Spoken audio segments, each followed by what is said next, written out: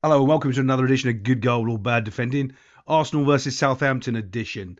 And I haven't really seen much of the Arsenal this year, to be honest. So I haven't really watched them. Watched a lot of other games. Just really haven't seen much of City.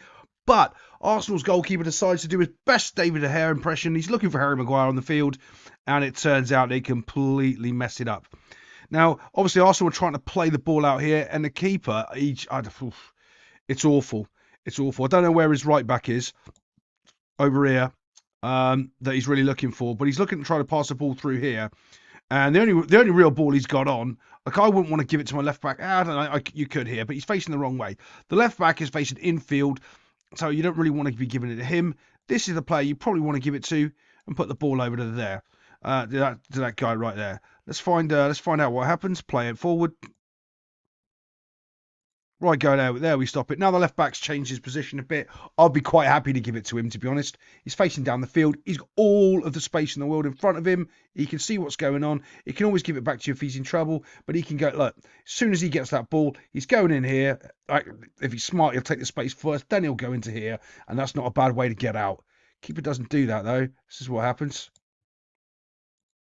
I don't know what he's thinking. Don't know what he's thinking. That's not even. There's no proper weight on the ball as well. There's no sort of umph behind the pass. It's just ambly hit like a 5-year-old toddler down the middle of the field where these two Southampton players just can't wait to jump on it. And of course he gets it and he smacks it in the goal. It's 1-0 straight away.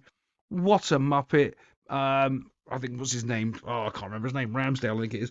He's actually played pretty well for the saves I've seen this season.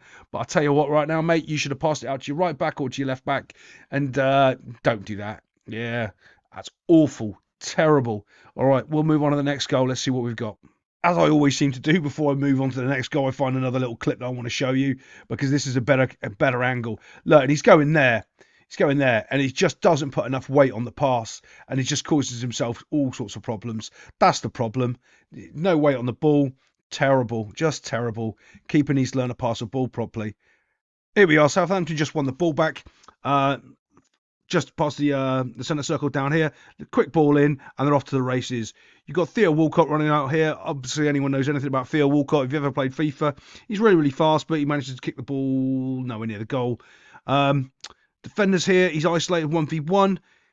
To be fair, he's kind of in no man's land right now. He really needs to put pressure on that ball to stop the pass, but he also, and the reason why is because he's facing this way, right? If he's actually turned, I'd actually say go back, jog back, jog back, jog back. But he's not. He's actually facing this way. His body shape is wrong. His shoulders are here. His hips are here. So he kind of has to. He's forced himself to defend this ball. As the ball goes, there he goes. He makes a little skip. Okay, now he's changing his body shape. He has to go to the ball now as fast as he can. That space there is dangerous. That space is completely dangerous. More than dangerous is this space here because their shape is too far apart. He's anticipating the pass, and he's already trying to go on his bike. The smarter play is he needs to step up as well. He definitely needs to step up. Tell his defenders to hold the line, because if they do, it makes this pass so much harder. None of that happens. Ball gets slid in. Do you see how that player pressures there, and he doesn't do it right? He comes at a flat angle, right? So what he does is he runs straight in, instead of actually making a curved run. He actually doesn't cut this space off, because that's what he wants to do, is cut that space off and then pressure the ball. The reason why he wants to do that is two things. That pass can't happen, and also, as he's cutting that space off there, this player then comes and covers his space because it makes it obvious what to do. But he doesn't do any of those things. Slips it in, Theo Walcott in, and it's 2-0 to the Saints. Arsenal title contenders, apparently. Here I'm going to show you just a little bit better what I'm talking about, because you can see that space. That's the dangerous space that made that pass so much easier for that ball came in. Look, so much easier. Oh, look, we've gone the wrong way. So much easier for that ball to come in because he didn't make his run right. He didn't curve his run. He ran flat, straight, and then that's it. Boom, pass could beat him. If he makes that curved run, it gives him a hesitation if he plays the ball through or not, because he's probably going to get it intercepted. That didn't happen. Theo Walcott onside. I actually wonder if this guy was actually smart enough and he just like stepped up, he would have got him offside, but he couldn't because this player here would have kept him on anyway. So yeah, it's a bit of a mess there at the back. I think Arsenal are feeling the pressure. Here we go. Actually, looks like a half decent defensive setup, but it's actually not because he's unmarked. That space is too much in the 18-yard box. It's funny. Why is it called the 6-yard box and the 18, which is made up of 6, 6, 6? Yeah, maybe I'll do a whole video about that. Next thing you'll be telling me that the field is 90 by 110. Maybe if it's 9-11, and you'll be telling me there's 11 players on the field play for 90 minutes, and there'll be someone who's black and white, like a Freemason chessboard in the middle. Yeah, maybe we'll have to cover that another time. But as you can see, he's 1v1. To be fair, this little Saka guy's pretty quick, and he's probably going to do you for pace. So it's a race to the byline. This player obviously knows that. The only thing he can do and what he needs to read straight away, as soon as that player's going down to that byline, he needs to close that gap there because he knows that that's where this guy's going to go look for and needs to help defend that near post for the goalkeeper. Right, let's have a little look what happens. Goes, he doesn't. You see, I don't know why he steps infield. That's not the danger. There's no look. He can also see this other player there. Why does he step towards that place? Do you see that? Watch that guy. Watch that guy. He steps forward. Let's watch it. Dumph. He's going this way. Why are you coming this way, buddy? Why are you coming in the field? He's clearly going to the byline. Dumph. He's completely out. Now, yeah, he gets his cross in. You would have been able to stop that, kick it out for a corner. Didn't happen. In the middle, though, a little bit of a confusion. He wasn't touch tight, and he's kind of ghosting in here. Off he goes.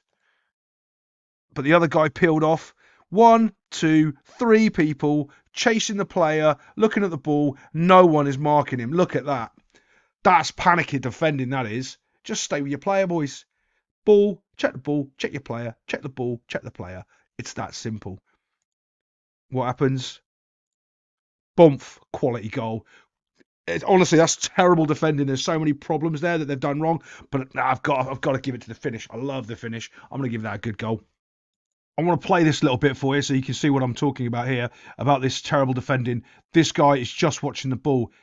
He stands still. One of the smartest things you can do sometimes is against bad players is stand still and make your space because they'll give it to you. They'll run, and he runs over.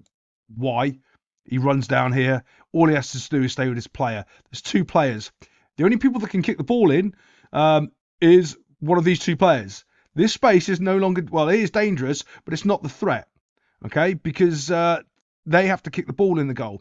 Now, yeah, can they run into the space? Yes, but you can track them if you're right next to them. This guy here forgets that, and what he ends up doing is going into the space, but the player doesn't. So the player's completely free. This guy picks him out with a worldy pass and gets a worldy finish. Bumph, see, he stops. He's in no man's land. Ball's in the back of the net. Now it's, 2-1. Here we go. We've got a corner coming in. Here's the ball coming in. Bit of a melee here. Again, I'm going to say it. There's nobody on the post. Now, people think it's wrong that you're marking the post. That's not why you're on the post. Again, because a lot of reason they don't do it is because they don't really fully understand it. What you're actually doing is marking these zones, right? These areas. And actually, probably a little bit more there because you're on the furthest point back on the field, so you can come out and attack the ball this way. That's the reason you're on it. If you're here and the ball's played into this zone here, you have to attack the ball towards your goal. That's the reason why people like people on the posts. It's not defending the post. It's basically you're the furthest point back and you can only run forward to defend the ball.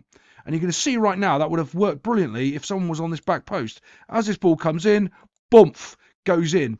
And he wouldn't have stopped the ball. Like, okay, so this is the misconception. We're not interested in him stopping the ball after the guy's headed it. That's not what we want him to do on the post.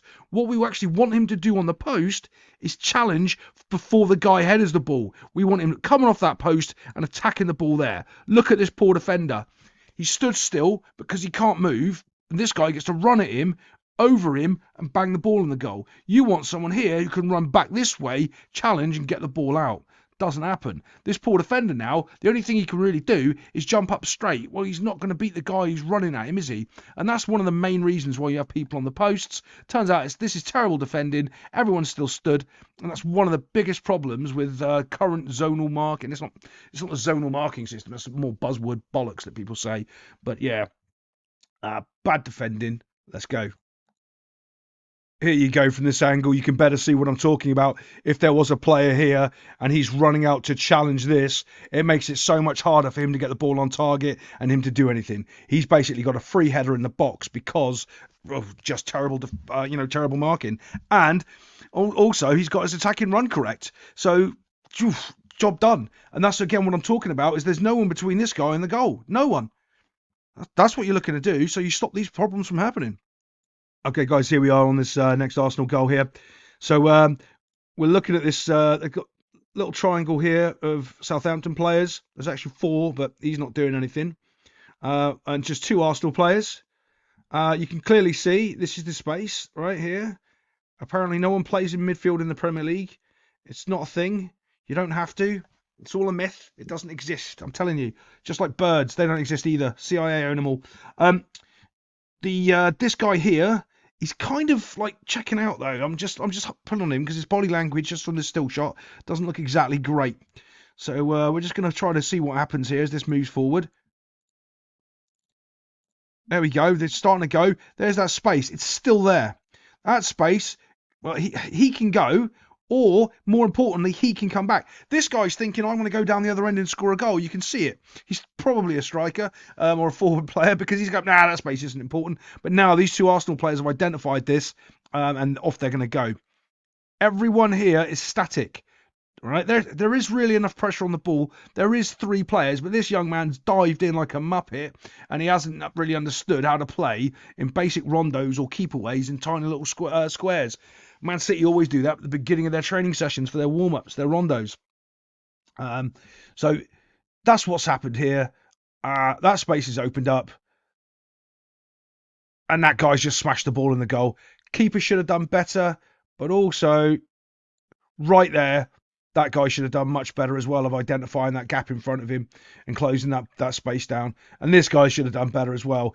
But it was a bit of a decent strike, so I'm going to go good goal. Terrible goalkeeping, though. Let's get on to the next one. Okay, here we go. We're getting on to the next goal. Somehow, I don't know how this happens in the Premier League, but you've got someone in the 18-yard box that's unmarked. There's someone looking at him, though. He's like, maybe I'll go to him. Well, like, maybe I'll go to him. Not sure, really, not sure. This guy looks alive on the back post. He looks alive. He doesn't. Neither does he. That's all right, I suppose, because at least if the ball goes to him, you can do something. But this guy's completely unmarked. Let's see what happens. Ball goes through his legs. Okay, now this guy's in play, look. Oh, he's still not paying attention. He's still not bothered. He gets paid too much a week to care. Drops it, knocks it. And there we go.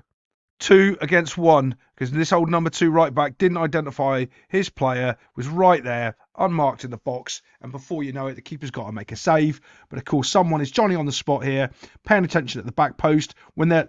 Look at it. There's not one. This is awful. It's not just one. There's 2 of them. And this guy isn't even trying to play the ball. You can see it. He's trying to pull him back. He's trying to play dirty football instead of just trying to go for the ball. And there's one guy there. So it's 2v1. When the ball comes off the keeper... Oh, it's the other guy. Completely wrong. I'm completely wrong. It's the other guy. Here he is. The other unmarked player. My apologies. Oh, it's the other unmarked player in the Southampton penalty box. Completely unawares. There's so many people here. That's just panic. I mean, that's just coming to near the end of the game, trying to fucking see the game out and not doing a good enough job of it.